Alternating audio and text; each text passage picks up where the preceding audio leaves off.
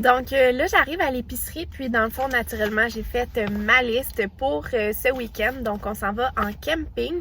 Donc, j'ai vraiment regardé c'était quoi la planification des repas pour le camping, c'est quoi qu'on va manger vendredi soir, samedi et dimanche. Puis, pour m'assurer qu'on a tout, qu'on a assez de collations et de petits plaisirs aussi. Donc là, c'est sûr que lorsque je fais des activités comme ça, comme une fin de semaine de camping et tout, je fais pas mon épicerie tout à fait de la même façon, dans le sens que je vais être plus portée à acheter des aliments plaisir ou des aliments qui vont être comme moins rentables sur la semaine parce que je vais pouvoir les incorporer dans moins de repas. Mais somme toute, si j'ai bien calculé, ça devrait tourner autour de 90-100 $ pour 2 personnes, pour une semaine quand même l'épicerie. Fait qu'on est encore dans le budget. À titre indicatif, moi, mon budget, c'est 50 $ par semaine pour tous mes repas de la semaine. Donc, je vous amène avec moi pour cette épicerie. Pour commencer, j'ai acheté ces brocolis à 99 sous l'unité et je m'assure toujours d'acheter les produits qui sont en promotion pendant la semaine et ensuite je construis mon menu à partir de ces produits. Également, il y avait les tomates en dés à 85 sous, vraiment pas cher, et je garde toujours l'œil ouvert parce que cette semaine, il y avait le paquet de guimauve qui était offert gratuitement avec un coupon sur l'application, donc parfait pour le camping. Bon, je suis vraiment contente. Il y avait vraiment beaucoup de monde là, à l'épicerie. Là. C'était c'était impressionnant. Fait que j'ai pas pu filmer beaucoup. Mais le total, 95 $ pour 2 personnes pour une semaine. C'était une grosse épicerie. Il y avait plein de choses que j'avais besoin de racheter et tout. Fait que je suis vraiment contente. Je vais vous montrer tout ça en détail. Donc, juste avant de commencer, j'avais un message important pour vous. J'ai beaucoup hésité à vous partager cette épicerie parce qu'elle est loin d'être parfaite selon les standards promus sur les réseaux sociaux. Mon seul objectif ici, c'est de vous partager des astuces pour réduire votre facture d'épicerie, faire plus avec moins et bien manger sans trop dépenser. Également, ça va être une épicerie spéciale pour le camping. Donc, il y a plus d'aliments plaisir qui ne sont habituellement pas dans mon panier. C'est une épicerie vraie vie, sans filtre, qui vient d'une grande bannière et moi, je souhaite réellement que mes contenus épicerie vous soient les plus accessibles possibles. Également, certains aliments sont seulement pour moi alors que d'autres sont exclusivement pour mon conjoint. Mon alimentation varie en fonction des saisons également. Par exemple, l'été, je vais régulièrement au marché où je peux acheter des produits de ferme locale et aussi on a notre propre potager. Donc, tout au long de l'été, nous allons pouvoir consommer ces aliments. Bref, il existe autant de façons de s'alimenter que d'humains sur cette planète, donc chacun mange à sa façon, selon ce qu'il croit et selon ses moyens. Gardez ça en tête et s'il vous plaît, si jamais vous avez des jugements, gardez-les pour vous. Je suis seulement ici pour partager simplement dans le but d'inspirer les gens à faire des économies. Merci! Donc, voici un aperçu des courses pour la semaine. Gardez en tête que j'ai déjà des choses dans mon frigo, mon congélateur et mon armoire. Donc, c'est vraiment à partir de ces ingrédients que je vais cuisiner des petits plats tout au long de la semaine. Et j'ai vraiment eu une bonne promotion pour le fromage Gouda. Lorsque j'en achetais un, j'obtenais le deuxième gratuitement. Donc, pour 5,99 $, j'en ai obtenu 2. Ici, c'est tous les produits frais que j'ai achetés et c'était principalement les légumes qui étaient dans la circulaire à petit prix. Ensuite, il y a vraiment eu des petits aliments plaisir. Donc, les barres de chocolat, pour moi, c'est un essentiel. Les guimauves qui étaient gratuites et également j'ai acheté des chips pour le week-end de camping. Le beurre était à petit prix à 3,97 $ seulement. Donc, j'en ai profité pour acheter 2 briques étant donné que souvent ces temps-ci, le beurre est assez cher et assez dispendieux.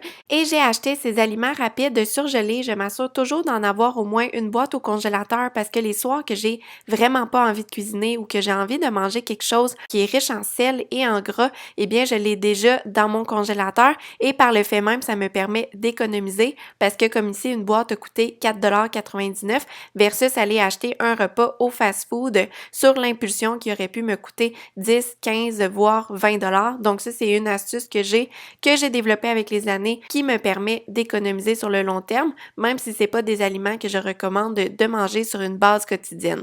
Maintenant, je vais vous partager mon meal prep de camping et différentes recettes que j'ai fait pour simplifier le tout pendant le week-end. Donc, la première recette, c'est une salade de brocoli au bacon. C'est une recette qui est principalement keto et faible en glucides, ce que j'aime manger le soir. Et surtout, la majorité des ingrédients m'ont coûté que quelques dollars à l'épicerie.